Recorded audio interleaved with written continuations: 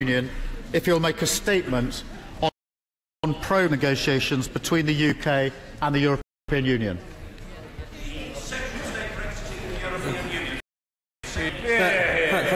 Thank you, Mr. Speaker. I start by apologising for my voice. Once again, I have acquired the single European cough. Negotiations regarding our exit from the European Union are ongoing as we speak. Indeed, we're in the middle of an on such I have to be a bit more circumspect than usual. Right? We held further talks in Brussels over the past few days and prayed, but we've not yet reached a final conclusion. However, I believe we are now in the first phase of negotiations and moving on to talk about our future trade relations. There is much common understanding and both move forward together. Our aims in this negotiation remain as they have always been. In particular, on the issue of Northern Ireland, we have been clear we want to protect all elements of the Good Friday Belfast Agreement to maintain the common travel area and to protect association. We want to ensure there is no hard border between Ireland and Northern Ireland. We recognise that as we exit, we must respect the single market and the customs union. But we're equally clear we must respect the integrity of the United Kingdom. There remain some final issues to resolve which require further negotiation and consultation over the coming days. Our officials are in continuous reconvene in Brussels later this week for further negotiations. I or the Prime Minister will formally update Parliament once this round of negotiations concludes for every round so far. As was made clear by the comments from President Juncker and President Tusk yesterday, all parties are having a positive conclusion of the course of the week. Keir Starmer. Mr. Speaker, what an embarrassment.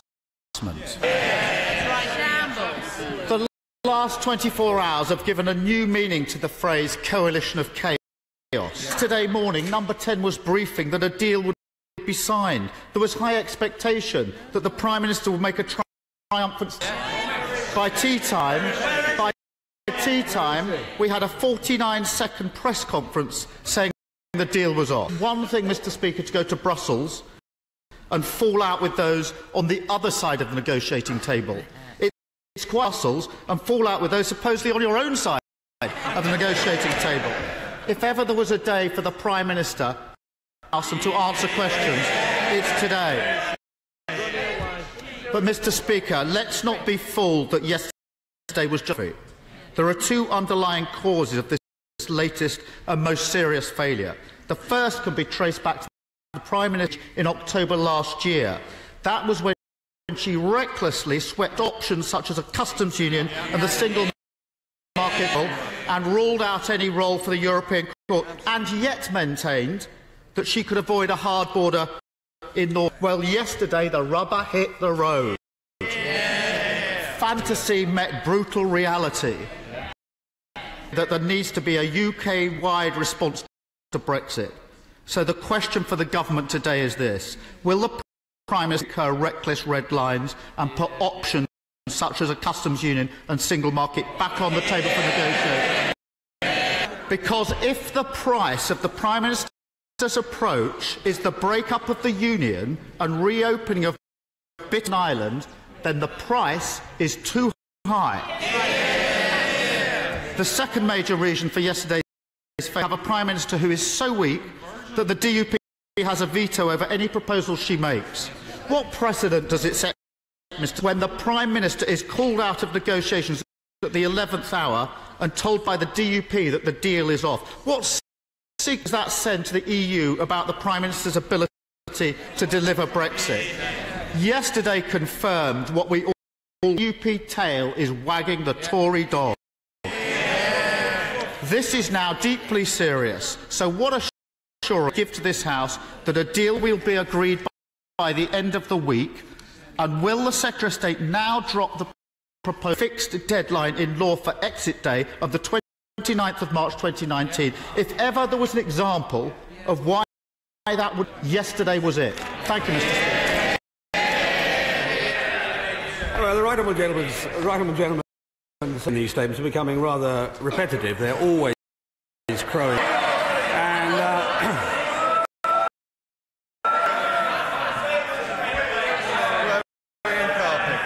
Given my voice, I'll wait it out, Mr. Speaker. On single market and customs union. I'm glad to see the Shadow Chancellor sitting there, because he said will be interpreted as not respecting the referendum result earlier this year. That's what he said. And the Shadow Secretary, I can't see him here, said a permanent customs union is deeply unattractive. As a transitional phase, as an end point, it's deeply unattractive. In fact, he described it rather later as a disaster. So much for the matter that we can see why it's changed 10 times in the course of the last year. Now, in terms of the question with respect to the United Kingdom, at the start of answering this question, I said I would be circumspect, and I intend to. I'm not going to comment. That would be very bad for our negotiations. But I'll take the opportunity to rebut one or being stirred up by various of our political opponents yesterday. The suggestion that we might depart the European Union but leave the United Kingdom behind, still inside the single market and customs union. That is emphatically not something that the EU is considering. So when the First Minister of Wales complains about it, or the First Minister of Scotland says there's a reason to start banging the attendants, or the Mayor of London says it justifies a hard border around the M25, I say they're making a foolish mistake. A government would allow such a thing, let alone a Conservative and Unionist one. Sir William Cash.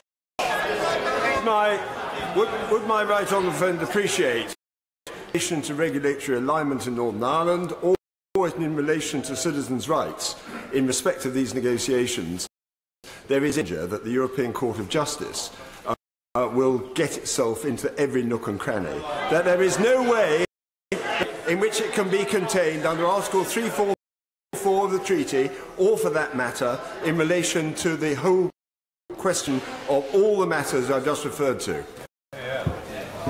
My old friend, who's a long history of wisdom in this subject, is wisdom. He saw it before most of you did. He has a long history of this subject, and he's really very better than I could why we said no divergence is a bad option. Thank you, Mr. Speaker. On reflection, I think I prefer the phrase "the rubber has hit the road" to the phrase I was going to use to describe Glasgow. It's no surprise that the leadership contenders are now circling around the Prime Minister. There is a vacancy coming up because the Prime Minister is today being interviewed for the job of Scotland football manager for her fantastic ability from the jaws of victory to very good use. Mr. Speaker, a government who said they would bring Parliament is now being controlled by someone who is not even a member of this Parliament. A government that refuses any say in the development and the negotiating position is now letting that negotiating position be dictated by the leader of a minority parliament in the smallest of the four nations of this union. I couldn't put it better than the Shadow Minister has said. What a complete mess. Will the Secretary of State now go back to the document that his government rejected out of hand, published by the Scottish Government, Scotland's place in Europe?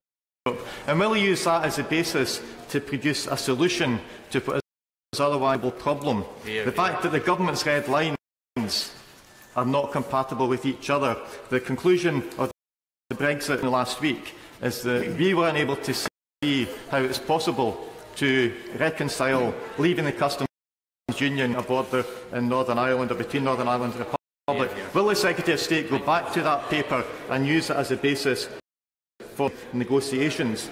Order. I think the honourable gentleman has concluded his remarks. The honourable gentleman has taken 1.5 minutes plus, and there is huge pressure on time, so I think we must proceed. Yes, it's only fair, seeing as I allowed him to be Secretary of State briefly to answer. Yes, indeed. Very brief, very surprised at him, of all people, so dismissive of small nations on the first instance. Secondly, I'll say to him this, that the Scottish Government document was read carefully, and there are elements of it, many elements of it, which are consistent with our negotiations, the aim of protecting employment rights. And I really think he should recognise that. Northern Ireland Statistics and Research Agency states that only 5% of Northern Ireland sales cross the border south, 5% of the Republic's exports go north. The government paper, confirmed by the head of the HMRC, is easily surmountable without a hard border. The Belfast Agreement confirmed Northern Ireland as an integral part of the United Kingdom. Standard regulation throughout. We are going to leave the single market and the customs union. Will he confirm that this week of the United Kingdom comes first, and if necessary, no deal is better than a bad deal?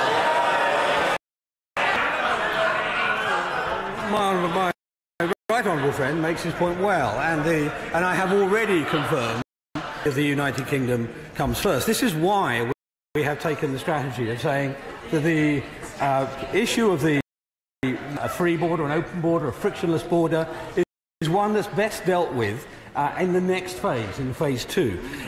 In my view, it's the view of the Taoiseach, who said on the 20th of August, I think the suggestion that has been made, to a certain extent, is common sense. If between the EU and UK, then of course it would be much easier to sort out between Ireland and Northern Ireland. And indeed, I suddenly realised that the right honourable gentleman opposite also said the same thing.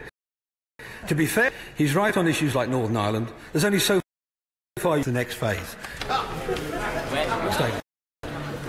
If I'm to accommodate a significant number of colleagues, there's a premium which is always brilliantly exemplified by the right honourable gentleman member for Leeds Central, Mr. Hillary. Thank you very much. We all hope that the government finds a form of words that enables the negotiations to move on to phase 2. But doesn't realise that the reason there is this problem is because of its decision to leave the customs union and the single market. Now, given that British Conservatives and the Mayor of London have both suggested that whether it's a convergence or no doubt should be applied to the whole of the United Kingdom, isn't it time for the government finally to recognise that it needs a different decision if it is going to avoid the imposition of a hard border in Northern Ireland? I'm afraid, uncharacteristically, he's just wrong about that.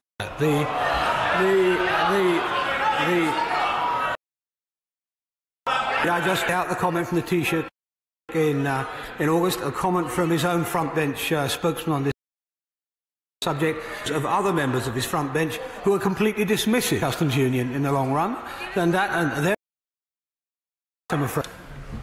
Anna Soubry. Mr. Speaker. Mr. Speaker, the British people are fed up with all of this. They want a solution. Now, it may be that regulatory alignment, but if it's good enough for Northern Ireland, it's good enough for the rest of the country. And we will not allow one deal for one part of our great union and not for the other. May I gently say to the Secretary, there is a consensus in this place. Including the Shadow Chancellor, when we had a debate in this place, voted against the customs union over here and over there and down. We are as one, Mr. Speaker. There is a solution. I don't care how you wrap it up in words, but if it conveys the effect on British business of the single market and the customs union, it seize it, rub out the red lines, move on, work together, build a consensus and get a deal for our nation. Well, my right honourable friend makes her case with a characteristic, but I will say to her this, she can have it as a guarantee from me, we will not be treating any United Kingdom different from any other part. Liz Kendall. Mr. Speaker, the way to solve the border issue, protect the Good Friday Agreement and hold our kingdom together is to stay in the customs union and single market. Isn't it the case? Government only has itself to blame for choosing to rule this option out when it does not have to. Future of our country at risk.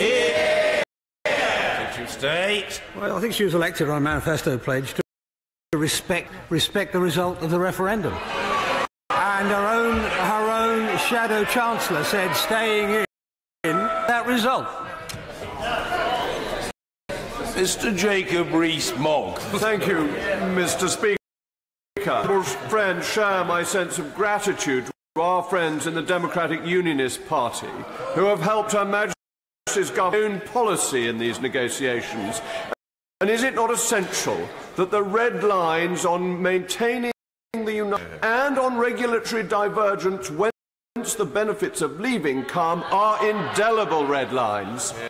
The red line for me is delivering the best Brexit for Britain, and that's what we'll do. Chris Bryant. There's not a consensus, actually, in this House about what should happen, but the government is making it. It's choosing a majority which is based on the DUP and trying to keep the Conservative Party together, whereas in a vast majority in this House and in the country and in the House of Lords in favour of us staying in the customs union, the United Kingdom of Great Britain and Northern Ireland together, and we don't harm our trade. Why won't he just see that? As ever, the right honourable gentleman makes an intelligent question, and I will answer it as clearly making a choice, and it's based not on any one party, it's based on 17.5 million votes that are cast to leave the European Union. Mr. Bernard Jenkins. May I just point out to my right honourable friend agree with, is the consensus that we must deliver is the consensus that was delivered in the referendum vote. Yeah, it was not for some, and that was not for some half-in, half-being advocated by Her Majesty's official opposition. Secretary of State. He is, of course, right. It is that 85% of the members of this House were elected on manifestos that said they would respect that referendum. Order. I just make 2 points. First of all, there's a lot of noise in the chamber. Members must be heard. And just say very gently to the Secretary of State, I appreciate that he's got trouble with his voice, but that accentuates the importance of the right honourable gentleman's face so that we can all hear him. Thank you. Yvette Cooper. Here. Thank you, Mr. Speaker. In the yesterday, it did at least seem to be clear at 9 o'clock that the government believed in the idea of regulation for Northern Ireland and for the Republic. But what is his position now? Have they now ditched of regulatory alignment for Northern Ireland? Or do they now recognise that regulatory alignment is really important, not just for the Good Friday Agreement, but actually for businesses right in the United Kingdom, and that is what he should be trying to achieve for all of us. I refer to the speech the Prime Minister made in Florence, because in it she dealt with this. Clearly, if they can't read, that's not a problem. But I refer her to that speech because in it she made a very plain case for the sorts of divergence that we would see after we made the case that there are areas where we want the same outcome but by different regulatory methods. We want to maintain safety. We want to maintain standards. We want to maintain animal welfare. We want to maintain employment rights. We don't have to do that by exactly the same mechanism. That's what regulatory alignment means. John Barron. Secretary of State is absolutely right to remind the only way of respecting the result of the referendum is by leaving the customs union, by leaving the single market and the EU. But will he accept that in any negotiation there's going to be ups and downs, and we should remember that both sides to this negotiation have agreed that nothing is agreed until everything is agreed. He's right, that was part of the text. And of course there will be ups and downs. Of course there will be pressure points. That's what negotiations are like, I'm afraid. And yesterday, it wasn't London that was forecasting an instant outcome, it was Brussels. And we were there, said it was a staging post. We won by the 15th of December, full stop. Kate Hoey. I'm sure millions of people in the public are thinking that actually our government is not being tough enough with the European Union, and that actually in these emissions, we should be saying very clearly it is the EU that is stopping the continued cooperation. Order. Order. I'm very keen to accommodate colleagues. Please rest assured that I will do so, but the honourable lady must be heard. Kate Hoey. It is the EU that is stopping the cooperation that has been very good between the Republic of Ireland and Northern Ireland. That could continue. They are the people who are stopping this. Isn't it to say that? Thank you, stay. The honourable lady makes a point which I'm sure is shared by very many members of the public. At the beginning of this process, over a year ago, that I would be unusually courteous and polite negotiation. I'll continue to be so, because that's the best way to advance the British cause. Mr. Crispin Blunt. Thank you, Mr. Difficulties demonstrate how difficult it's going to be to get an overall agreement. And if there is no trade agreement, there will be no beyond 2019. Will he now ensure that the necessary contingency planning takes place in case that happens, including the best way of making sure that the border between the north and south of Ireland is as soft as possible? Thank you, stay. I've said to his, when he was the chairman of the Select Committee, I think I said to him at that time that we have a great deal of contingency planning underway to deal. The option we're seeking, the free trade agreement, right down to the option we're not seeking, which is no agreement. So that, and we're looking at all of them. We're planning for all of them. There are over 150 projects already underway, and there will be more. Mr. Nigel. Speaker, it should come as no surprise that the Dublin and the Irish government wishes to advance its interests. The way it has gone aggressive and anti-unionist way is disgraceful and has set back Anglo-Irish relations and damaged the built-up within Northern Ireland in terms of the devolution settlement.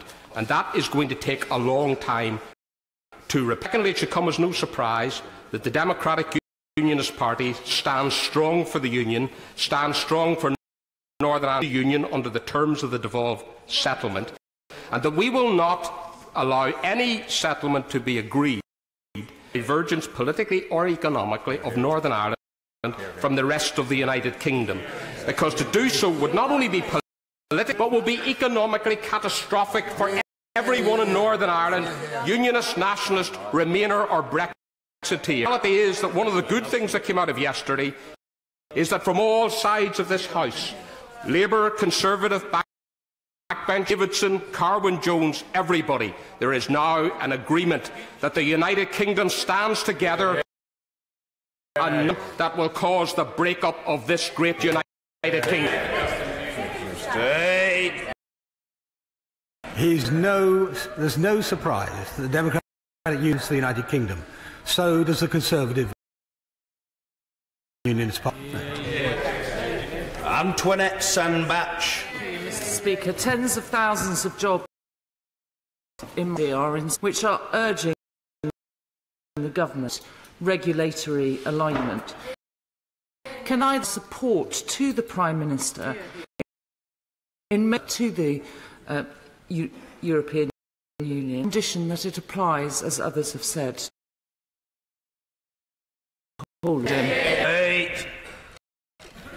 The presumption of the discussion was that to the whole United Kingdom. I reiterate, alignment isn't harmonisation. It isn't having exactly the same rules, mutually recognised rules, mutually recognised inspection, all of that sort of thing as well. That's what we're aiming at. Luciana Berger. Thank you, Mr. Speaker. My honourable friend for Leicester West, the Brexit Secretary intimated that staying in the customs union and single market would referendum result. No one told my constituents or the country before the referendum that Brexit would entail leaving and single market. Yeah, that's right. In light of yesterday's shambles, will the Brexit Secretary now readdress and look back at it again and actually go forwards to going back into the customs union and single market? If a factual correction, they certainly did. The Prime Minister at the time did. Indeed, I think the leaders of the Leave campaign did, and the leaders of the Remain campaign did. But I suggest she looks at the records of the. They all said that. Sir Desmond Swayne. May we return to the prime intent that there would be no running commentary? It's driving them into a state of apoplexy when strategic what is required. Secretary of State. I thank my honourable friend, my right honourable friend, for his inducement. Is serious, Mr. Speaker, about in the national interest that would command majority support in Northern Ireland, the rest of the United Kingdom, and in this House, and I mean from my own front bench. Why doesn't he bring a motion to this House to stay in the customs union and the single market on a free vote? We were elected on a manifesto which said we would union and single market. Full stop. Mark Pritchard. Mr. Speaker, does the say it's possible to leave the single market and the customs union and yet have UK regulatory alignment? As I said to my other honourable friend, yes, but using things like mutual recognition and alignment of standards, which does not mean the same, gives similar results.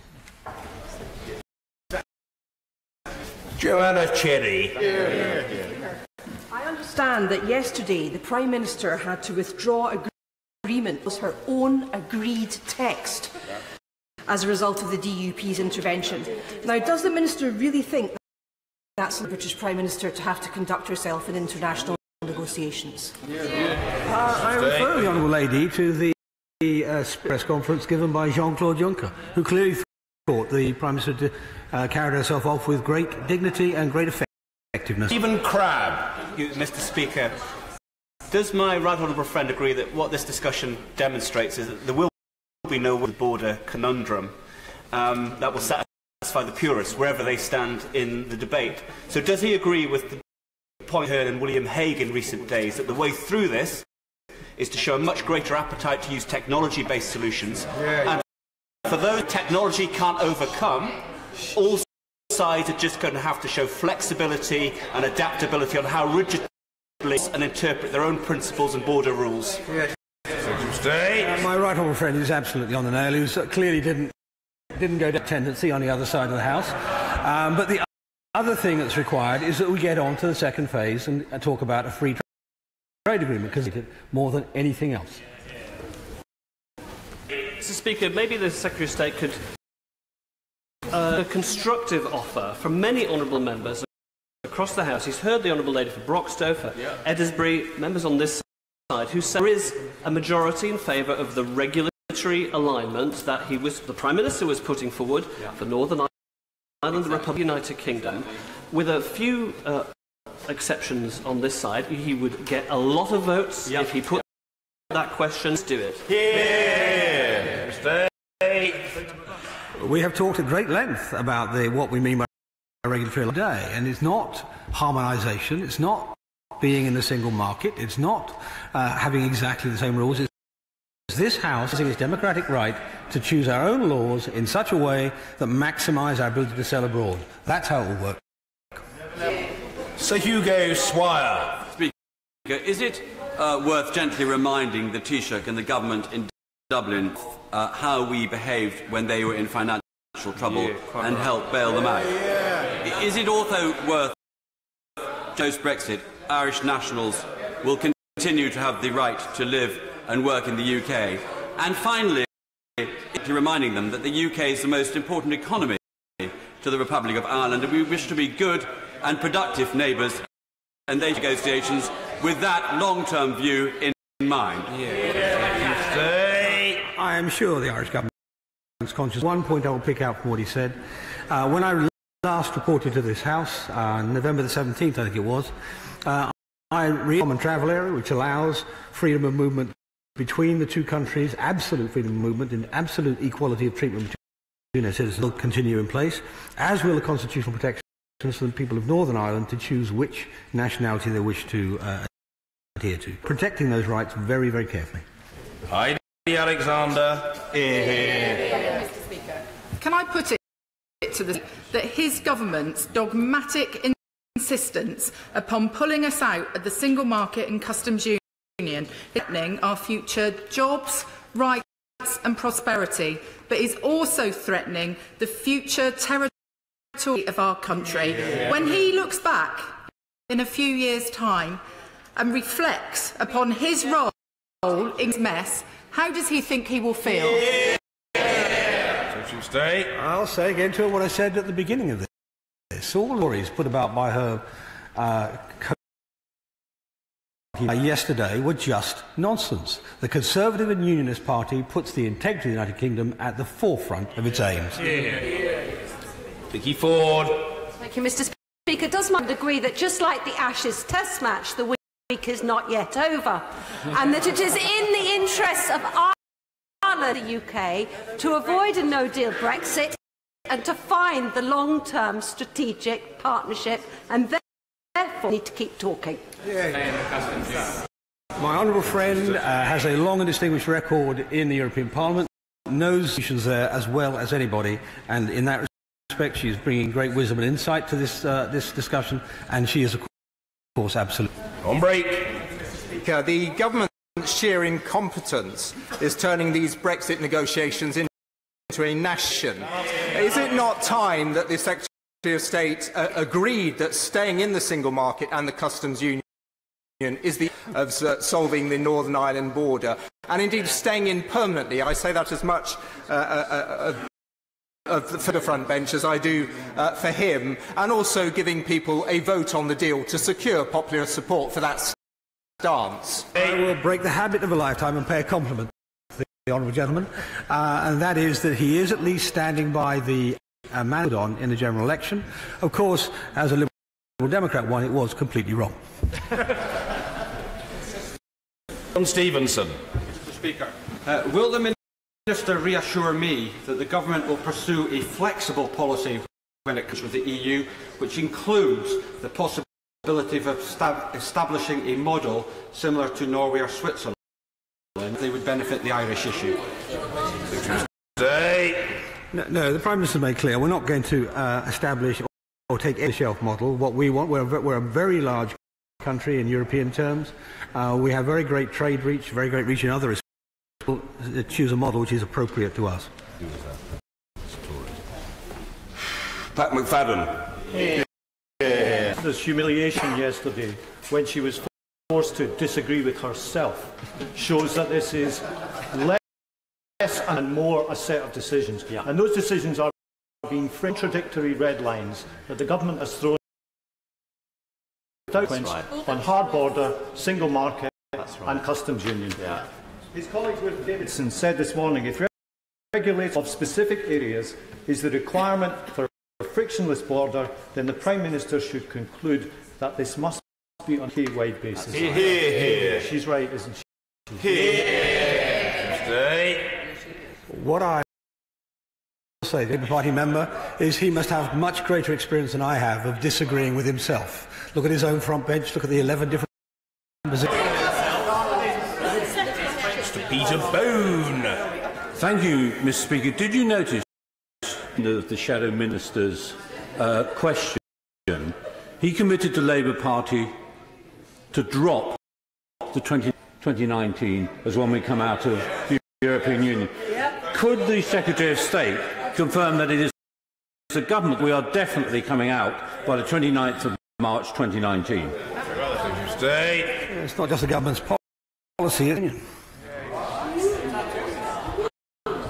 Alison McGovern. Thank you, Mr. Speaker.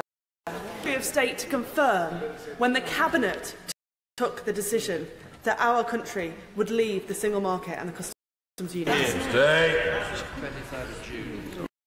Well, it was effectively, as somebody said from behind me, from a sedentary position, 2016. I can't remember the exact date when that specific decision was taken, but that reflects the judgment of the British people. David Jones. Maintaining the integrity of our country requires that there should never be any internal borders, economic or otherwise, territory of the United Kingdom. Yes, he's absolutely right. And David Simpson. Will know that this party The businesses in Northern Ireland have advocated a sensible Brexit deal.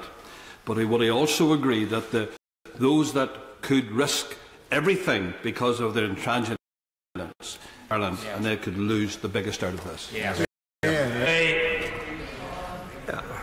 He's asking me to break my, so I'll say get thee behind me, Satan, for this time anyway. Paul Masterton. Mr. Speaker, does my me that if regulatory alignment in certain specific areas is a requirement to solve the Northern Ireland border issue, the institutional integrity of the United Kingdom requires that solution to be adopted UK-wide? Is that every approach we take will treat the whole of the United Kingdom as a single constitutional, single economic entity. Angela Eagle. Mr. Speaker, yesterday our Prime Minister was humiliated, the rug pulled from under her by the DUP, and even wasn't she naive to attempt to do a deal that she tried to do, knowing that the DUP would inevitably veto it. So, with the negotiations in hands, will he now admit that the only way of moving forward without a hard border in Northern Ireland to protect the jobs of my constituents is for us to stay in the customs union and the single market? Richard Graham. Mr. Speaker, this urgent question is spectacularly badly timed in the middle of to the next phase. And the truth is that... Order. The honourable gentleman will resume his seat. Order. I'll deal with this. The honourable gentleman is unfailingly... He is entitled to criticise a member for submitting a question. It's not for the honourable gentleman to question the judgment. I took the view that this matter warranted the attention of the House of Commons today. If the honourable wishes to depart from that view, he shouldn't express it on the floor of the House. If he's got a serious question to ask it, but I seek his assurance that he's not arguing the toss with the chair. Mr. Richard Graham. I would never, Mr. Speaker, but my point was that many, if not most, negotiations come good towards the end, and therefore rather than I urge the Secretary of State and the Prime Minister to maintain their resilience and patience and see this through compromises on all sides to reach a good solution. Thank you. Secretary of State. He makes a very good point. Thank you, Mr. Speaker. The Secretary of State talks about the will of the people, but of course he put leaving the customs union and the single electorate at the general election, and they lost their majority. Can I ask him a very specific question? Clear consensus to have an arrangement where only Northern Ireland is part of the single market and the customs union, and no business or government I've spoken to who thinks technology. He has said he doesn't think keeping the UK overall in the customs union and the single market is the answer. What does... A comprehensive free trade agreement, a customs agreement, and regulatory alignment.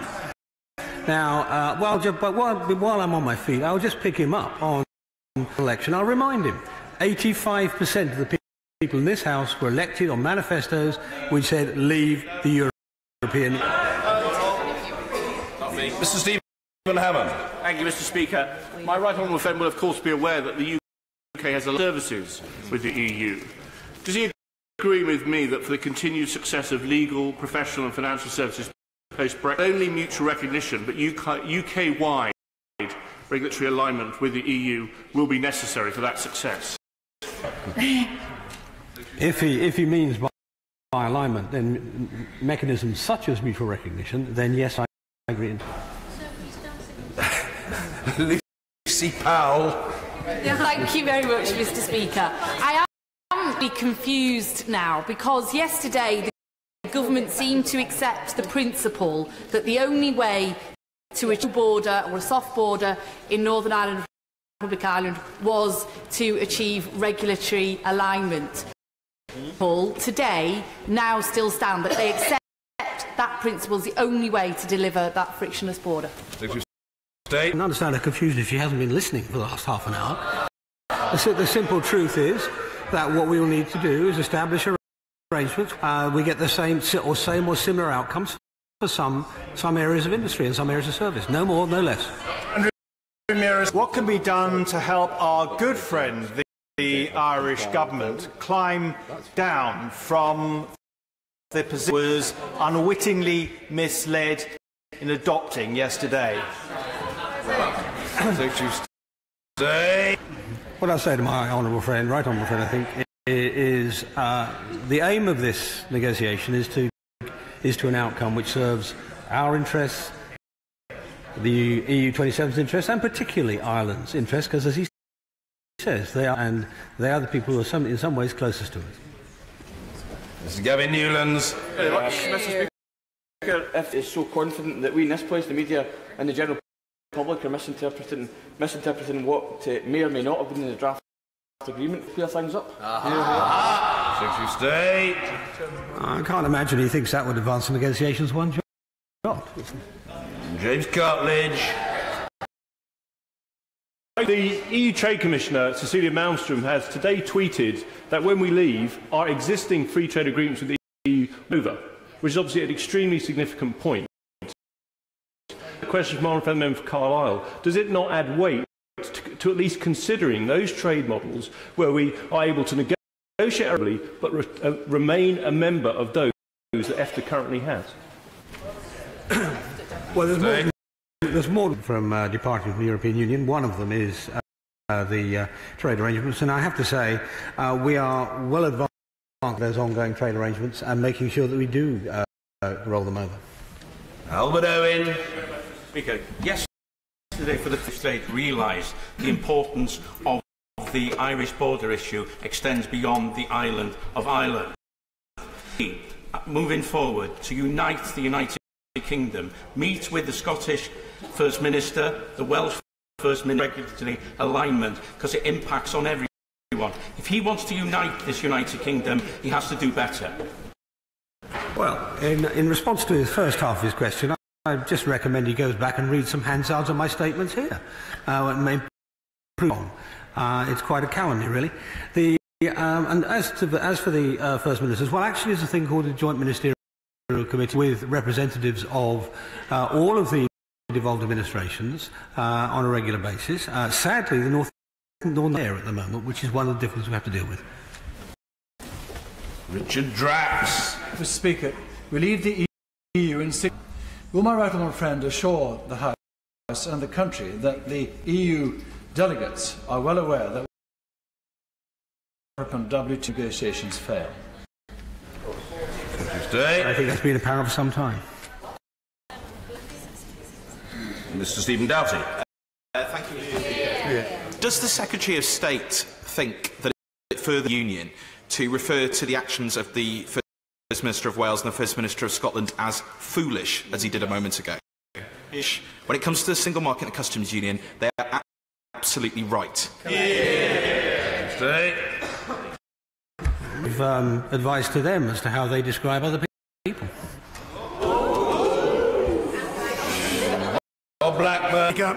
One of the big prizes to be gained from being free of the European Union is to enable us as a negotiate our own free trade deals across the world. Will my right honourable friend confirm that nothing in these agreements is our ability to do that? Tuesday. Yes. Dear Hobhouse.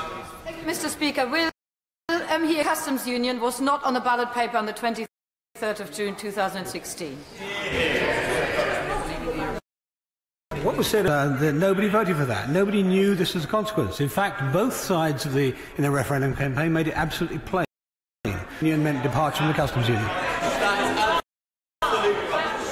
Chris Bell.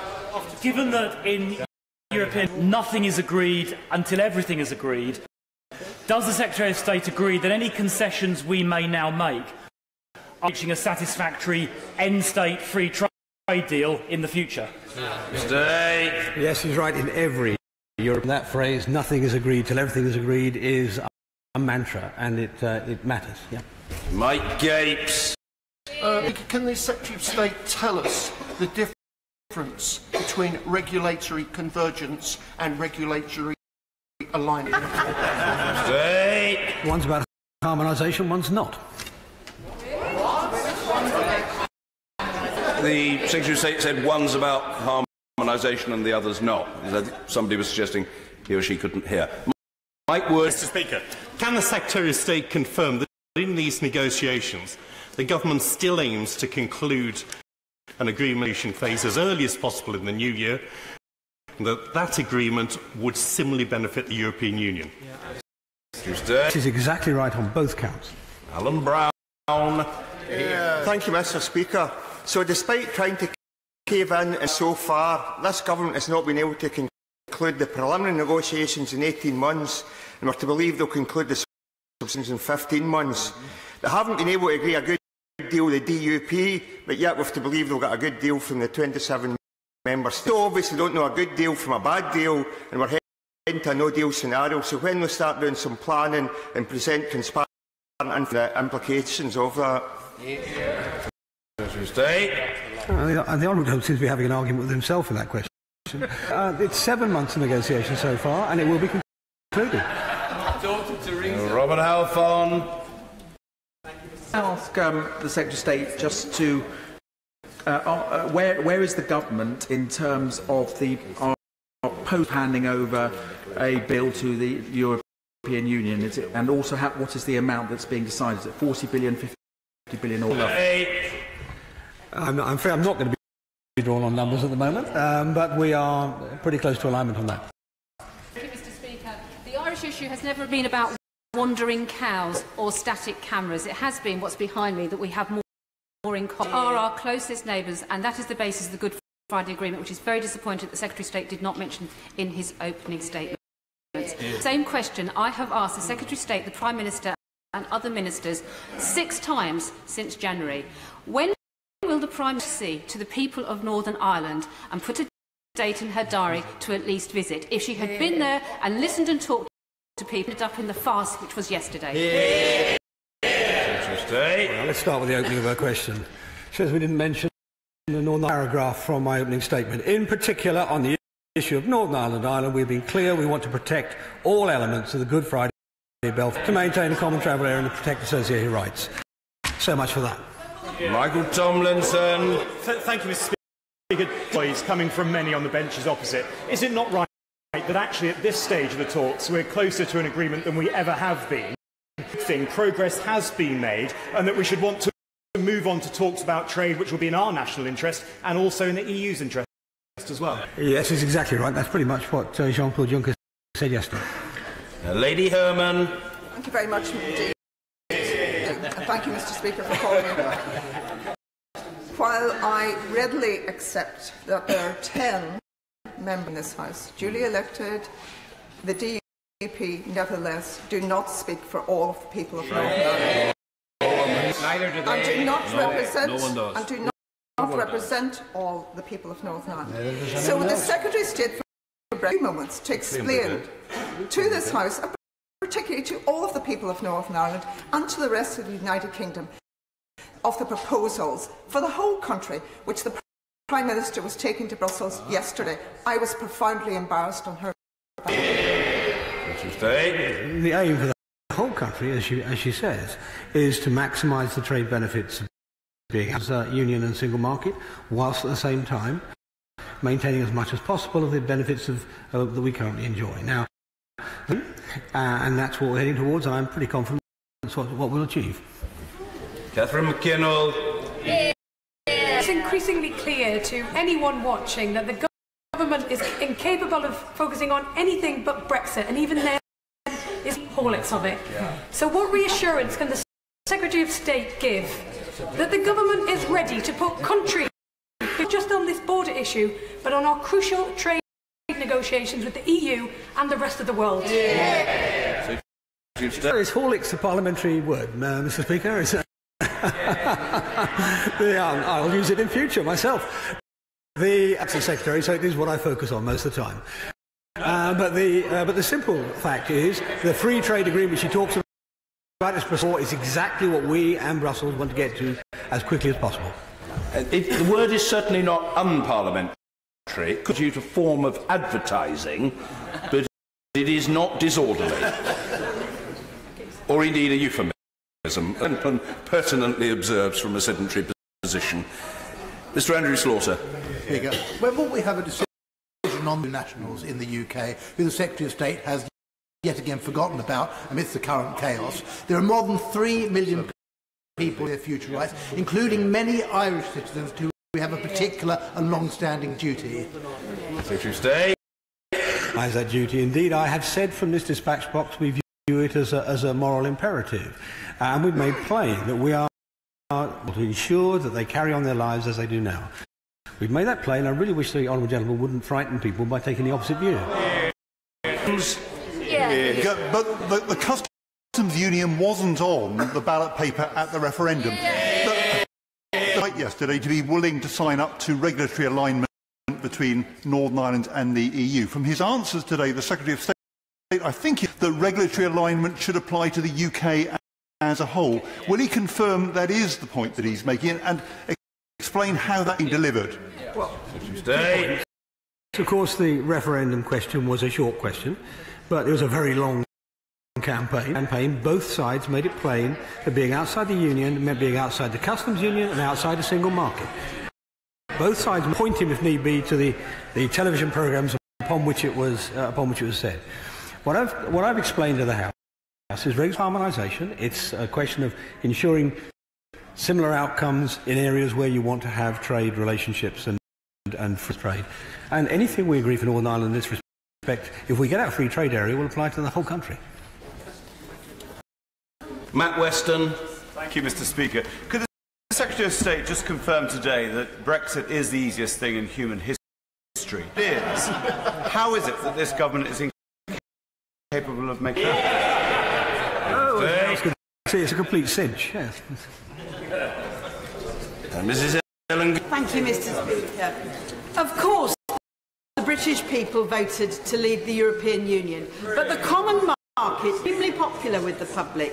We joined the custom in 1973. Not only would staying in it help to resolve the Irish issues, it would assist British exporters across the country. I'll say to the honourable lady that if it had been the sin, still the vote might have been different.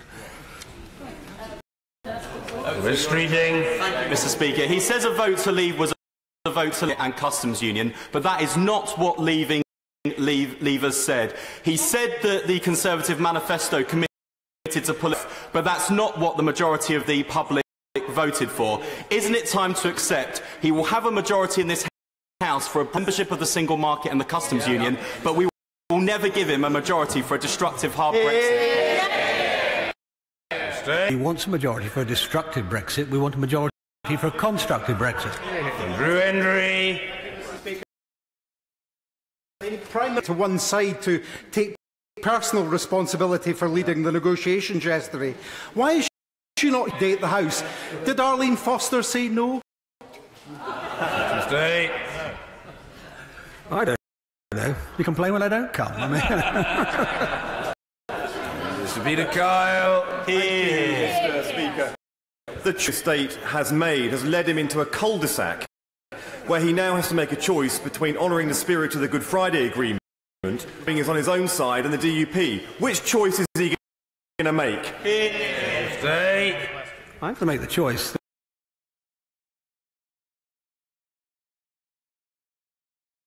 Friday ensures that we preserve the United Great Britain. Ian Paisley. Thank Speaker. Can I thank this for proving yesterday that he can listen, and that when he tells Europe no, he means no. And we thank you on behalf of the people for that matter. Would he also take the opportunity, at the next available opportunity, to speak to the Dublin government and to continue down this reckless path? They will end up stomping up a further £1.5 billion in membership fee in Union if they do not get a trade deal with us. Better move to a trade dealer sooner rather than later. As I've said before, I'm not going to go in for any tit for tat with other governments. But what I will say to him is this. You're right. The best outcome for Ireland is a free trade deal and a customs agreement. By far and away the largest portion of their trade, and protect their economy. And that's what we're trying to do. Mr. Speaker, yesterday's events were a shambles that must undermine our credibility in our negotiations with. However, if there is two positives out of it. It's first the belated recognition of this government of regulatory realignment or alignment with Europe in order to go forward, and secondly the display of unity with all parts of the United Kingdom in demanding that what is good for one is good for all of them. Will the logic of that and change his position and negotiate on the basis of access to the single market? Firstly, he does not need to point out to a member of the Conservative and Unionist Party of the United Kingdom. Secondly, it does not require membership of the single market. As far as I remember, the Union of the United Kingdom well before we were a member of the single market. Right there, Third. Speaker, Article 50 was designed to be harsh on the country that it's triggered it. And the author of it, Amato, the former Italian Prime Minister, described it as a clause, a safe was there, but never to be used. Aren't we setting an unrealistic timescale, and isn't it time to delay the implementation of leaving the European Union so that we can resolve issues around the customs union and the single market? No, I don't agree with him, and if I give him one piece of advice about negotiations, is don't give up before you start. Thank you, Mr. Speaker.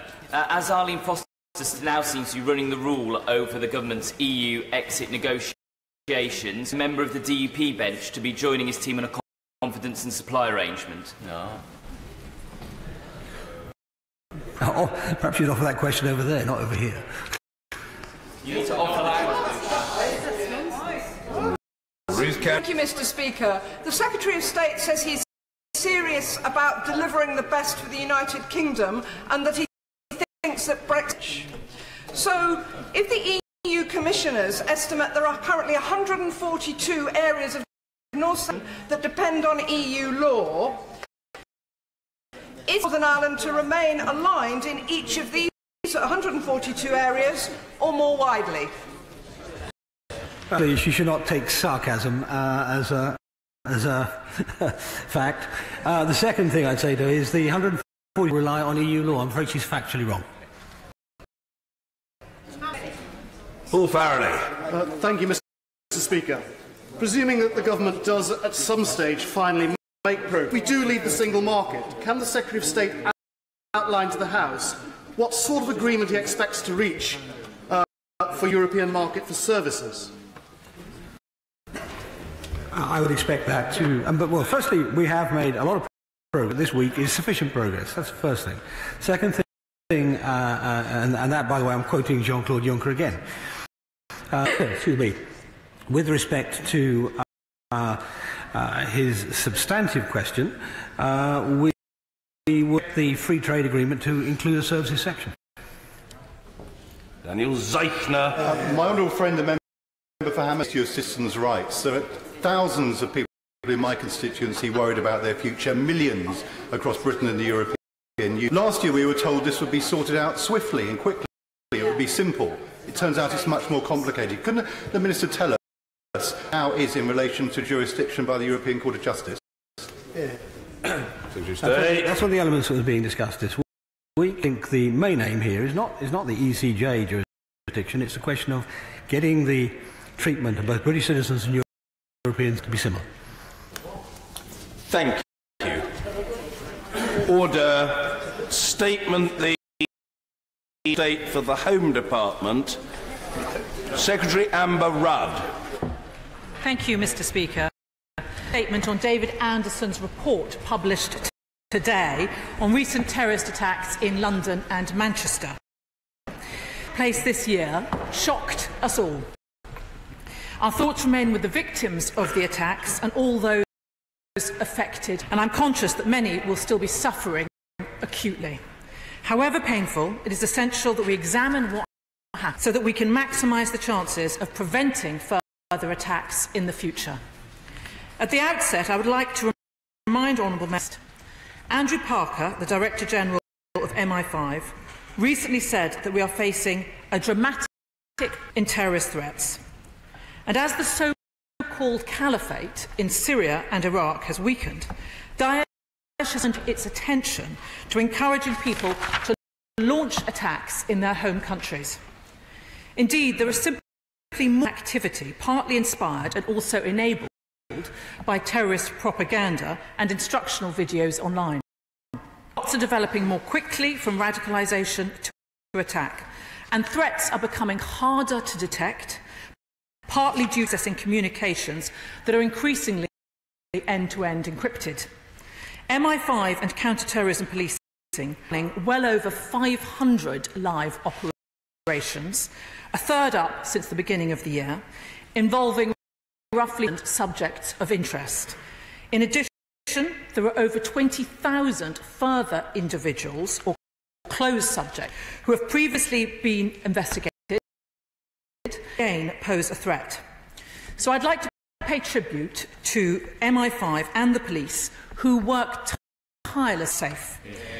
I can announce today that they have now disrupted 22 Islamist terrorist plots of Lee Rigby in May 2013, including 9 since the Westminster attack in March this year. Mr. Speaker, I now turn to the reviews.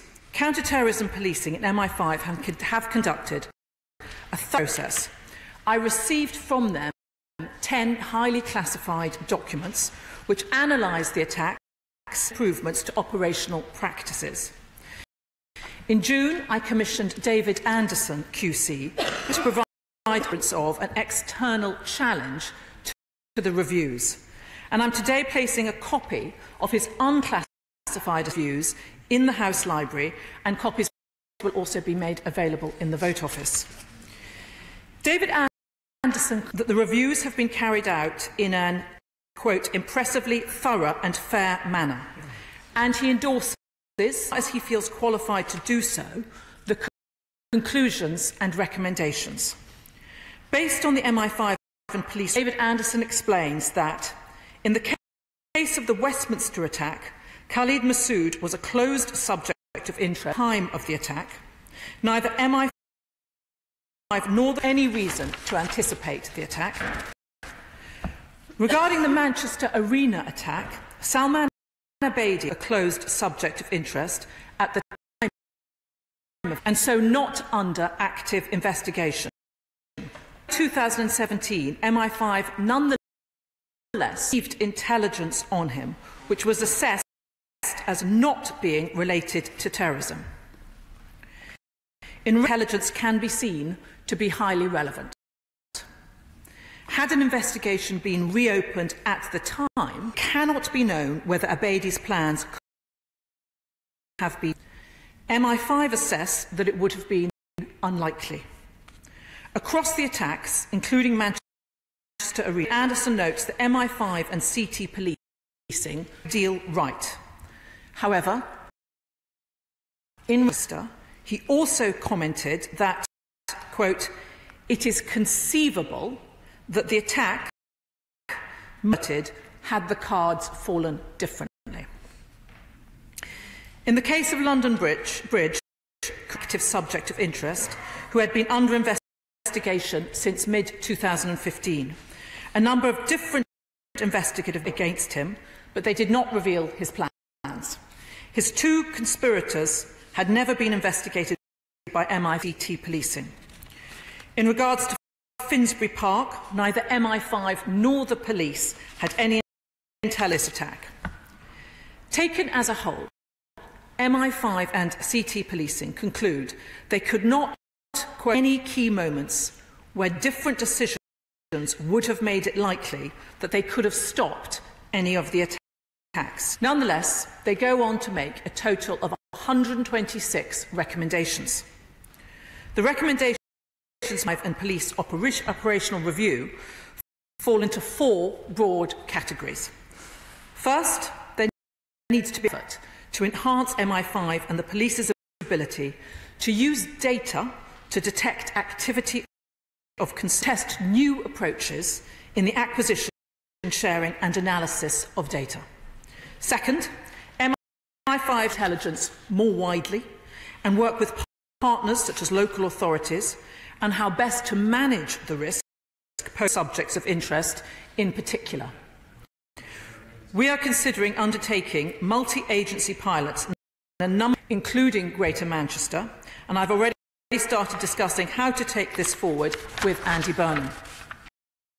There should be a new approach to managing domestic extremism, particularly extreme right-wing groups. Meets the definition of terrorism.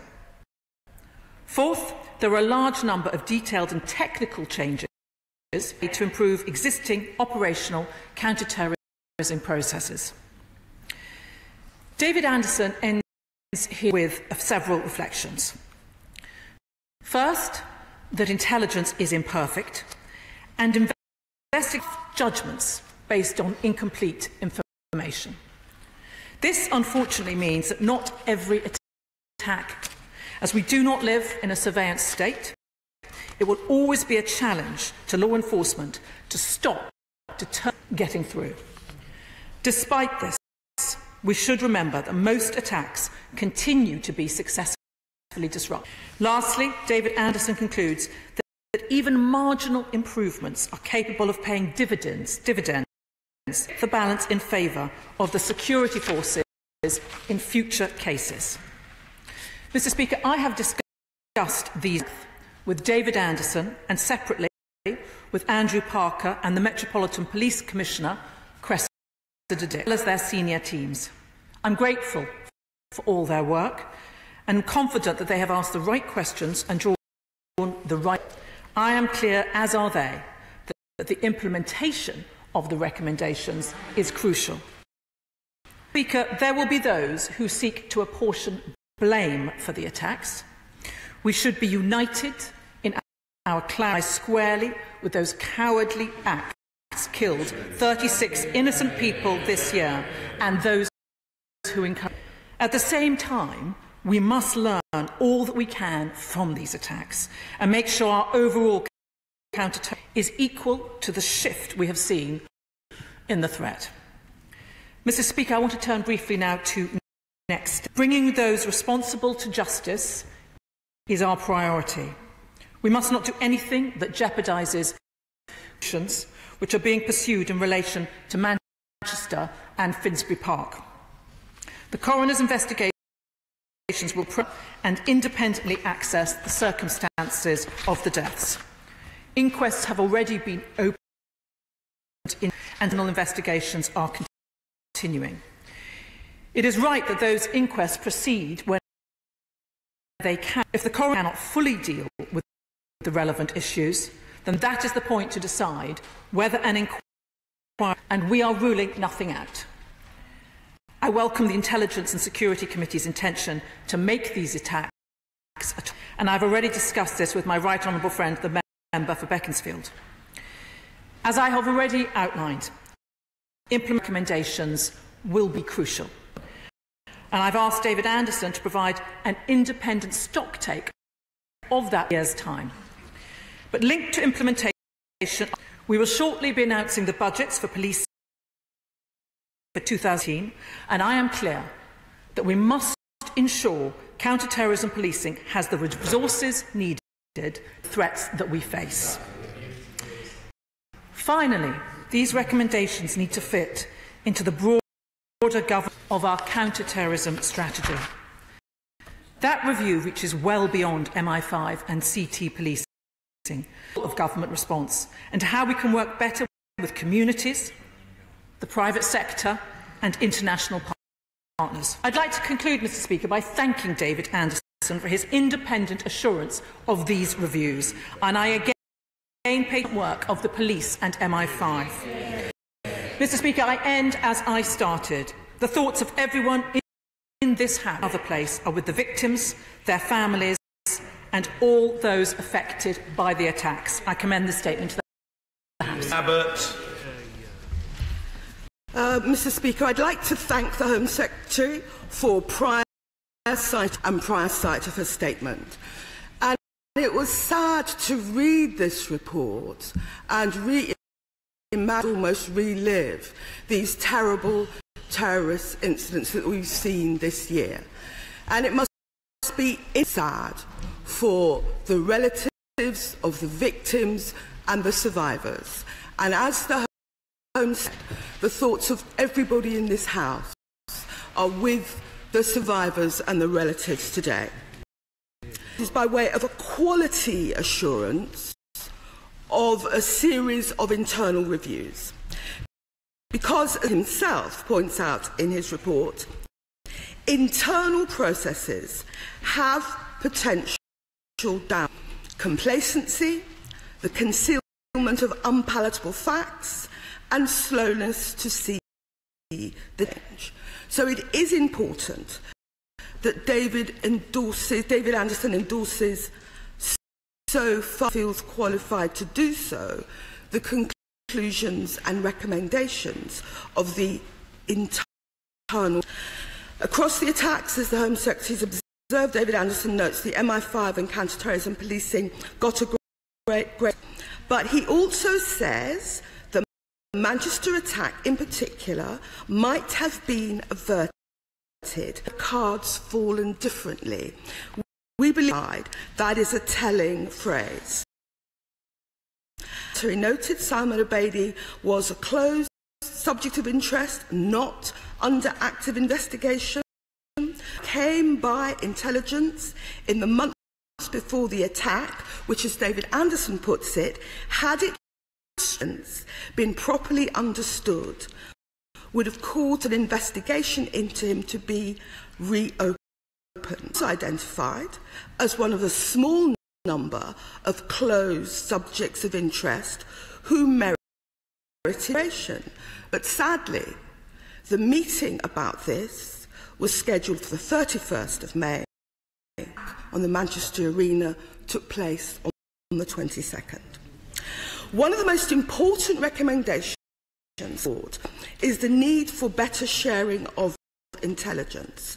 Can the Home Secretary say more about the pilots and where she believes her discussions with my colleague, the former member for Lee and the Mayor of Manchester are going? No, also. The Home Secretary concedes that linked to the implementation of visions, as we say on this side of the House, you cannot keep people safe. She will shortly be announcing the budgets for policing in 2017-18. She talks about ensuring policing has the resources it needs.